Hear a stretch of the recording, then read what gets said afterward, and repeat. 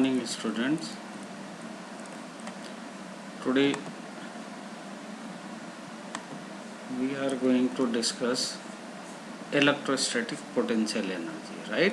Electrostatic potential energy. Now this is a system of two charges A and B separated by distance r. Now what should be the electrostatic potential energy of two charge system? One is Q1, another one is Q2, right? So the definition states that the amount of energy or amount of work done to bring these two charges from infinity to constitute the system is its electrostatic potential energy, means electrostatic potential energy of two charge system, right? The work done is in moving a charge q from infinity to a point in the field against the electrostatic force is called electrostatic potential energy. Means one charge is already present which is producing the electric field, and another charge is coming from the infinity, right? So we have to do some work against the electrostatic force. So the resultant force will be the electrostatic potential energy of the two charge system, right? Now how can we calculate it? W is equal to Q into V. Q is that charge which is coming from infinity and V is the potential of source charge. Means Q is test charge and V is potential of source charge, right? Let A is source charge and B is test charge, right? So first of all we have to bring the test charge, we have to bring the source charge. Now what is the work done to bring the source charge? That is equal to 0. Reason is that there is no electric field at all. So we are bringing the source charge, the work done by the source charge is 0. But when we bring the test charge, let it is Q2. The potential of source charge will already exist. So the work done will be V1 into Q2. V1 is potential of source charge and Q2 is test charge, right? Now we have to substitute the value of V1, that is 1 by 4 pi epsilon naught Q1 by R, and then multiply with Q2. Now the total work done to constitute the system, that is equal to W1 plus W2. W1 means this work done to bring the source charge, and W2 is work done to bring the test charge. Now we will add these two works for the total work. That total work will be the potential energy of the system, and that is equal to U equal to 1 by 4 pi epsilon naught Q1 by R12. This is the potential of source charge. Q2 is the charge, test charge. Now we can write it also in position vectors. U equal to 1 by 4 pi epsilon naught Q1 Q2 divided by mod of R2 minus R1. Electrostatic potential energy is purely a scalar quantity, right? Now we are going for the second topic of today's lecture, that is work done or potential energy of electric dipole in uniform electric field.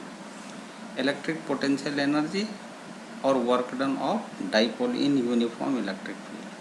As you know that uniform electric field means the magnitude of electric field intensity is same everywhere, right? So the electric lines should be parallel to each other, right? Say this is a dipole, this is an electric field which is uniform, the electric lines are parallel to each other, right? Q minus Q plus Q, that system is known as electric dipole. This is the electric. This angle is theta. Let this angle is theta. Now what we'll find, there will be two forces. One is QE in opposite direction to the direction of electric field, and plus Q charge will experience a force in the direction of electric field, right? Now these two forces, the net force on the dipole will 0, but these forces will produce the torque. That torque is equal, tau is equal to PE sin theta, right? We have already gone through that topic. Now go for the statement. When an electric dipole is placed in uniform electric field, it experiences a torque, tends to align in such a direction so that it gain the stable equilibrium. Means the dipole will parallel to E. But if we are rotating in opposite direction, so we have to do some work.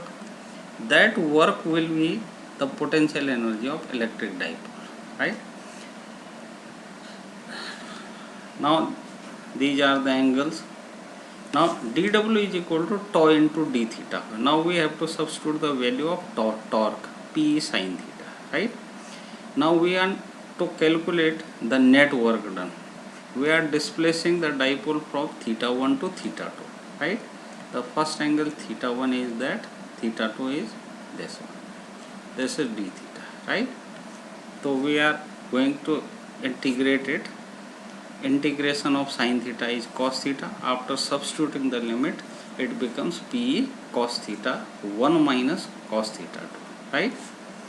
Now if the potential energy is arbitrarily taken 0 at an angle 90 degree, then the potential energy in rotating the dipole and incline at an angle theta is. Now we are taking 90 degree where potential energy is 0. So we have to substitute the value theta 1 equal to 90 degree. Now what will happen? The potential energy will become minus P cos theta. Theta 2 taken as theta, right? So potential energy is minus P sin theta. Now potential energy can be taken 0 at any position, but 90 degree is most. Now if theta is 0, now substitute this theta is equal to 0 here, the potential energy becomes minus P. It means it is at stable equilibrium. The least potential energy minus P. So it is stable equilibrium. Second thing, if theta is 90 degree, the potential energy is 0. Potential energy is 0, it means that is unstable situation. There is no equilibrium at all. But if an angle theta equal to 180, then the potential energy becomes P.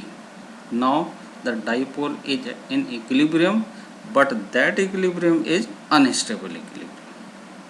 It may rotate at any time, right? So this is the work done or potential energy of dipole in uniform electric field. Thank you very much.